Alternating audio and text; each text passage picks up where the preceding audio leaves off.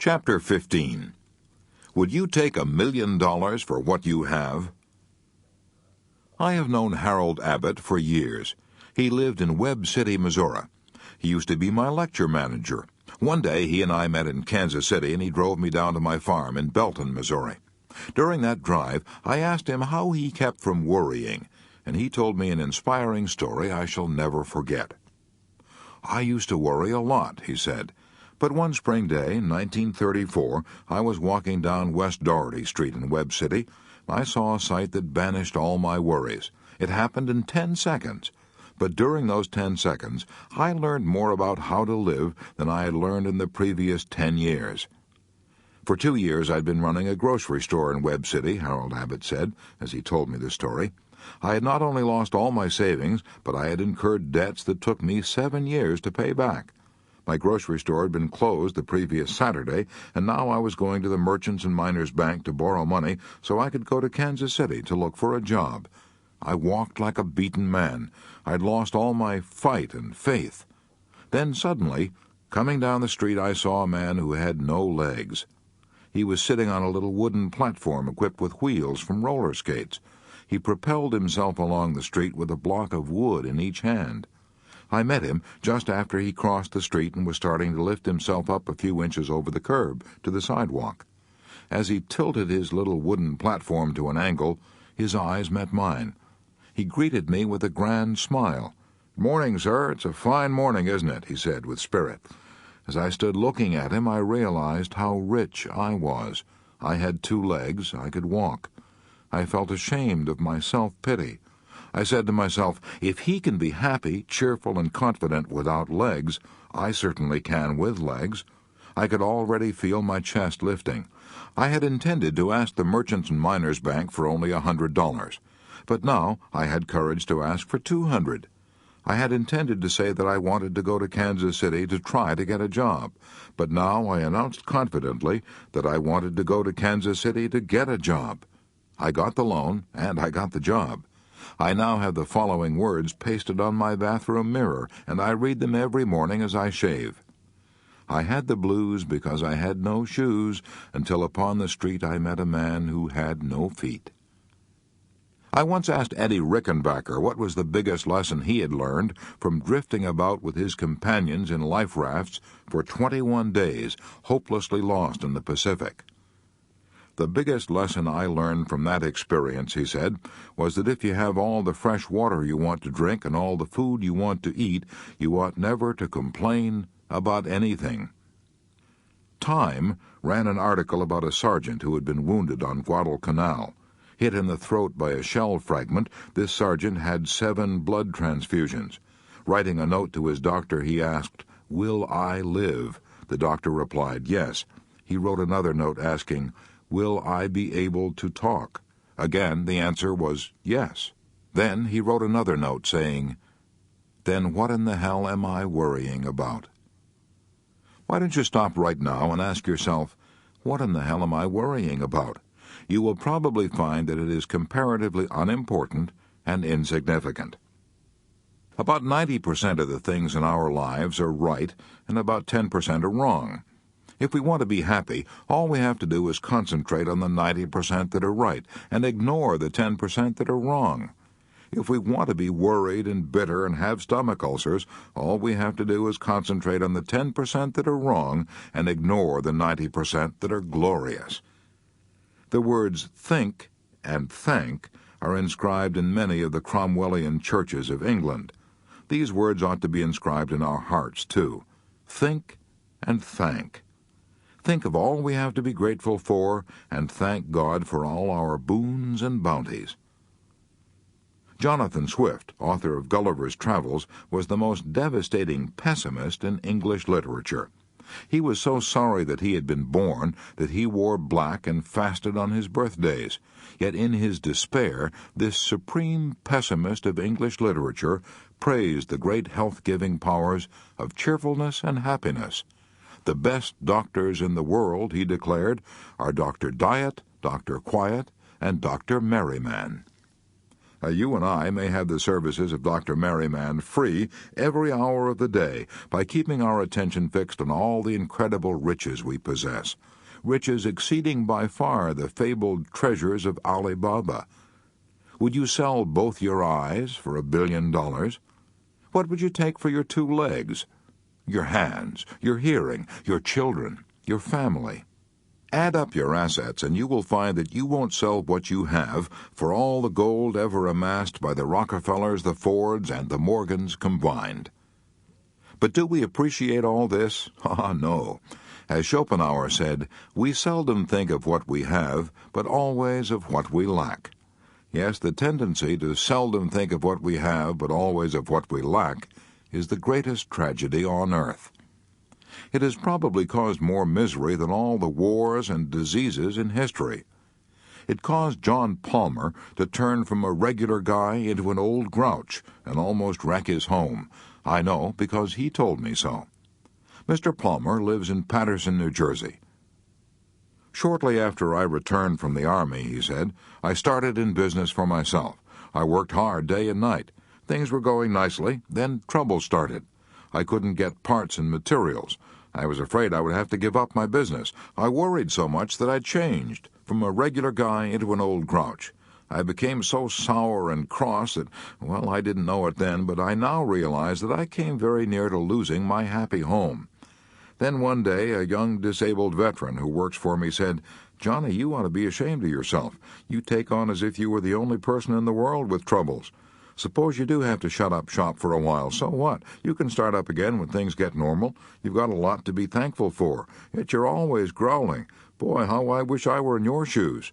Look at me. I've only got 1 arm and half of my face is shot away, and yet I'm not complaining. If you don't stop your growling and grumbling, you'll lose not only your business, but also your health, your home, and your friends. Those remarks stopped me dead in my tracks. They made me realize how well off I was. I resolved then and there that I would change and be my old self again. And I did.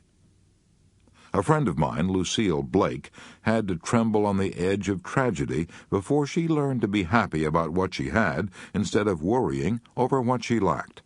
I met Lucille years ago when we were both studying short story writing in the Columbia University School of Journalism. Some years ago, she got the shock of her life. She was living then in Tucson, Arizona. She had, well, here's the story as she told it to me. I had been living in a whirl, studying the organ at the University of Arizona, conducting a speech clinic in town, and teaching a class in musical appreciation at the Desert Willow Ranch where I was staying. I was going in for parties, dances, horseback rides under the stars. One morning I collapsed, my heart. You will have to lie in bed for a year of complete rest, the doctor said. He didn't encourage me to believe I would ever be strong again. In bed for a year, to be an invalid, perhaps to die. I was terror-stricken. Why did all this have to happen to me? What had I done to deserve it? I wept and wailed. I was bitter and rebellious. But I did go to bed as the doctor advised. A neighbor of mine, Mr. Rudolph, an artist, said to me, You think now that spending a year in bed will be a tragedy, but it won't be. You'll have the time to think and get acquainted with yourself. You'll make more spiritual growth in these next few months than you've made during all your previous life. I became calmer and tried to develop a new sense of values. I read books of inspiration. One day I heard a radio commentator say, You can express only what is in your own consciousness. I had heard words like these many times before, but now they reached down inside me and took root. I resolved to think only the thoughts I wanted to live by, thoughts of joy, happiness, health. I forced myself each morning as soon as I awoke to go over all the things I had to be grateful for.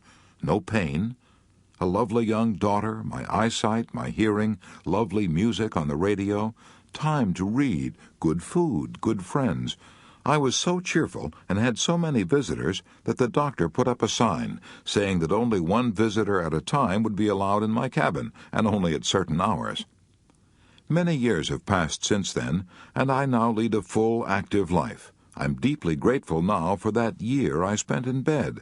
It was the most valuable and the happiest year I spent in Arizona. The habit I formed then of counting my blessings each morning still remains with me. It is one of my most precious possessions. I'm ashamed to realize that I never really learned to live until I feared I was going to die. My dear Lucille Blake, you may not realize it, but you learned the same lesson that Dr. Samuel Johnson learned 200 years ago. The habit of looking on the best side of every event, said Dr. Johnson, is worth more than £1,000 a year. Those words were uttered, mind you, not by a professional optimist, but by a man who had known anxiety, rags, and hunger for 20 years, and finally became one of the most eminent writers of his generation and the most celebrated conversationalist of all time. Logan Pearsall Smith packed a lot of wisdom into a few words when he said, "There are two things to aim at in life. First, to get what you want, and after that, to enjoy it. Only the wisest of mankind achieve the second." Would you like to know how to make even dishwashing at the kitchen sink a thrilling experience? If so, read an inspiring book of incredible courage by Borghild Dahl. It is called I Wanted to See. This book was written by a woman who was practically blind for half a century. "I had only one eye," she writes, "and it was so covered with dense scars that I had to do all my seeing through one small opening in the left of the eye. I could see a book only by holding it up close to my face and by straining my one eye as hard as I could to the left." But she refused to be pitied, refused to be considered different. As a child, she wanted to play hopscotch with other children, but she couldn't see the markings, so after the other children had gone home, she got down on the ground and crawled along with her eyes near to the marks. She memorized every bit of the ground where she and her friends played, and soon became an expert at running games. She did her reading at home, holding a book of large print so close to her eyes that her eyelashes brushed the pages. She earned 2 college degrees, an A.B. from the University of Minnesota and a Master of Arts from Columbia University. She started teaching in the tiny village of Twin Valley, Minnesota, and rose until she became professor of journalism and literature at Augustana College in Sioux Falls, South Dakota. She taught there for 13 years, lecturing before women's clubs and giving radio talks about books and authors. "In the back of my mind," she writes, "there had always lurked a fear of total blindness. In order to overcome this, I had adopted a cheerful, almost hilarious attitude toward life." Then in 1943, when she was 52 years old, a miracle happened. An operation at the famous Mayo Clinic. She could now see 40 times as well as she had ever been able to see before. A new and exciting world of loveliness opened before her. She now found it thrilling even to wash dishes in the kitchen sink. "I began to play with the white fluffy suds in the dishpan," she writes. "I dip my hands into them, and I pick up a ball of tiny soap bubbles. I hold them up against the light, and in each of them I can see brilliant colors of a miniature rainbow." As she looked through the windows above the kitchen sink, she saw the flapping gray-black wings of the sparrows flying through the thick, falling snow. She found such ecstasy looking at the soap bubbles and sparrows that she closed her book with these words, "Dear Lord," I whisper, "our Father in heaven, I thank Thee. I thank Thee." Imagine thanking God because you can wash dishes and see rainbows and bubbles and sparrows flying through the snow. You and I ought to be ashamed of ourselves. All the days of our years we have been living in a fairyland of beauty, but we have been too blind to see, too satiated to enjoy. If we want to stop worrying and start living, Rule 4 is, count your blessings, not your troubles.